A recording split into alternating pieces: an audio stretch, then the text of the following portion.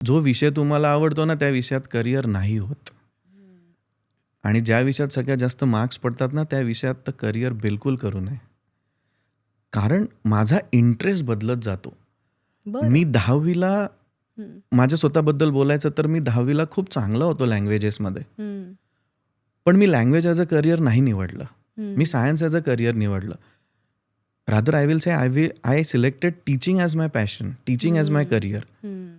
आणि त्याच्यानंतर मला जेव्हा विद्यार्थ्यांमध्ये वावरायला आवडायला लागलं, मी जेव्हा विद्यार्थ्यांशी बोलायला लागलो, तेव्हा कळलं की अरे यार, हे तर माझ्यापेक्षा जास्त भरकटलेत. कारण की माझाही टीचर होण्याचा हा जो प्रवास आहे, हा काही असा स्ट्रेट ग्राफ नव्हता. हं, हा फारच गटांगळ्या खात हं. मी आज टीचिंग फील्डमध्ये आहे किंवा मी करिअर कोच आहे.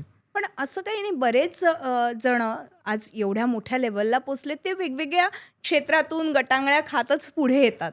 मला वाटतं की फक्त 90% वालाच विद्यार्थी टॉपलाच पोहोचेल असं काही नाही. अगदी 50% वाला विद्यार्थी पण टॉपला पोहोचू शकतो. एक्झॅक्टली.